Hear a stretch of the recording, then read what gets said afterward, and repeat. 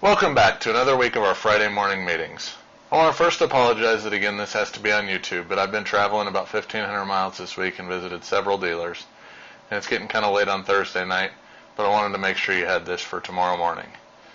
So, with that in mind, I wanted to go over something, because the last few weeks we've been talking about things like asking quality questions, and in previous weeks we've talked about things like doing a good interview, product presentations, things like that.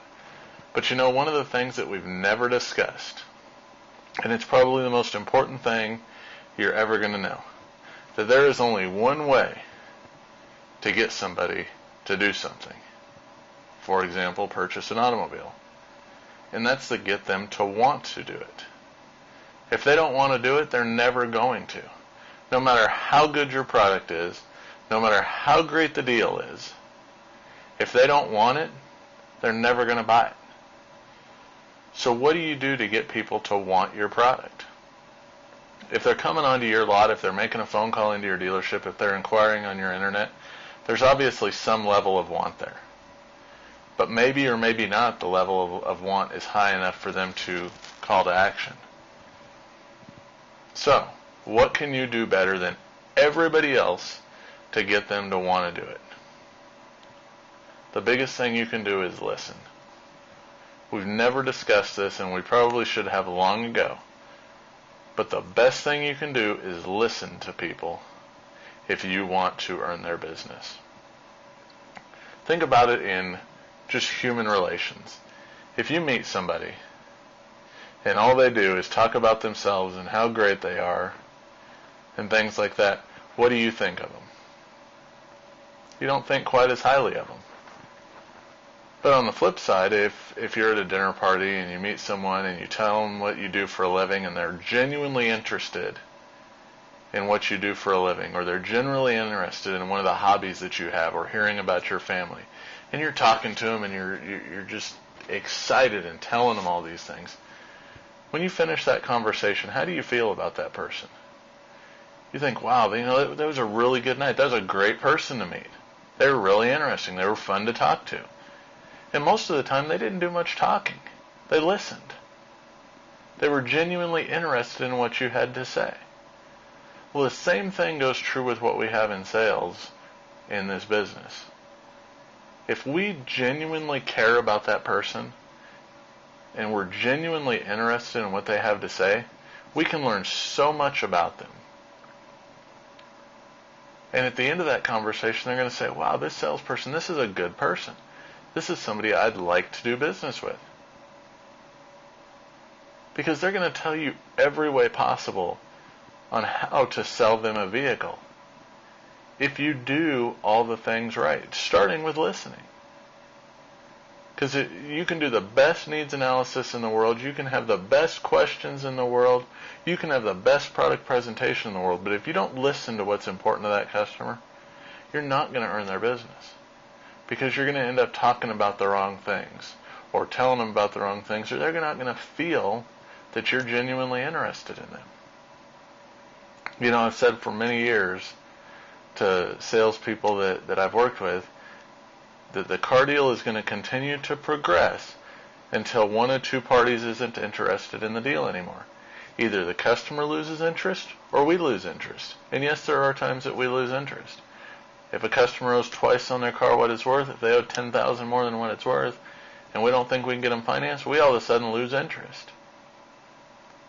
But more often than not, it's the customer loses interest because either we start talking bad about our competition, or we haven't listened to what they've had to say, and we start talking about other things, so they start losing interest in doing business with us. So what I challenge you to do is to take the time to genuinely care about what those people say. When you have a customer that comes onto the lot, instead of prejudging them based on what they drive up in or how they're dressed, take a genuine interest in what they have to say. Have them expand a little bit more on what they're telling you. Don't just let them say something and then move on to the next thing. Or Don't, while they're talking, start thinking about, okay, well, what am I going to say next? Because, we all do that. We all do that quite a bit, where we're sitting there and we're thinking about what we're going to say while the customer's talking to us. And most of the time we miss a lot of important points when we do that. So instead of rushing ahead, instead of thinking about our next move, when we're with these customers, we need to stop, slow down, and listen to what they're saying. We can respond after they're done talking. Don't ever interrupt. Don't we all hate to be interrupted? But we do it all the time as salespeople because we're so excited about what we want to say. They start coming with an objection, or they start coming with something, and we're quick on the draw to be able to respond to whatever it is that they're saying. Most of the time before they're even done. And at that point, you know what they're thinking? They're thinking, this guy's not listening to me. He's not listening to my wants and needs. And unless they want to do it, they're not going to. So slow down long enough to listen to them. I'd venture to say that many times you're dealing with a customer, you forget their name. And I know a lot of you will say, no, that doesn't happen to me. But I've been doing this a long time, working with a lot of salespeople, and believe me, it happens a lot. Hey, what's your customer's name? Oh, man, I don't remember. I used to always say I'm so bad at remembering names. You know what? Nobody's bad at remembering names. What we're bad at is not paying attention when somebody tells us their name. How many times do we shake hands with somebody, they tell us their name, and before our hands back down to our side, we've already forgotten their name? It's not because we're bad with names. It's because it wasn't important enough for us to reiterate it in our mind over and over again to make sure that we remembered it. Because we're so worried about making that sale, or we're so worried about what's going on inside of our heads that we're not listening to people. And it's not just in sales, it's in every area of our life. Like I said, I'm probably the worst. I used to say all the time, I'm horrible at names. It wasn't that I was horrible at names. It was that I didn't take the time to listen enough when they said their name. So it's going to start out there, I would venture to say, with most of you. Take the time to listen. When somebody says their name, hi, I'm John, sit there in your head, John, John, John, John. Repeat it to yourself so that you make sure that it's in there.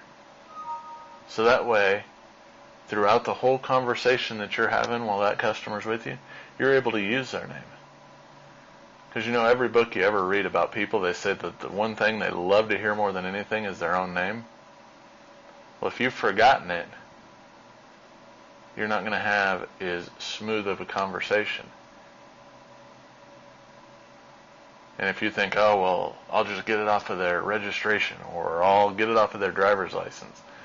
Well, it's going to be a while a lot of times before you get that kind of stuff. So, listening is going to start out in the very first second that you meet somebody in remembering their name. And then it's going to take a lot of work on your part. It takes a lot of work on all of our parts to slow down long enough to really listen, to pay attention to what it is that they're saying, instead of thinking about our response before they're even done talking. If you take this principle to heart, you will sell more cars. If nothing else, if you take nothing else out of any of the week's training sessions, you can take this one principle, and that's to become a better listener, to really be attentive to your customers' wants and needs, to get them to talk a little bit more and open up a little bit more about themselves. That one principle, if you do it better than anybody else, will sell you more cars. And all the other things that we learn over all the other weeks, if you use this base right here of listening and build on it, that's what's going to make you a superstar. That's what's going to move you up each and every month to sell another unit and another unit and another unit. You know, there's a lot of salespeople out there still in today's economy selling 20, 30, 40 or more cars every month. And I promise you, they're very good listeners. They listen to what their customers have to say so that they can learn from them how to sell them a car.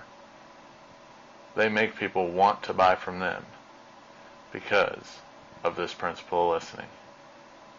There is so much we could talk about on this.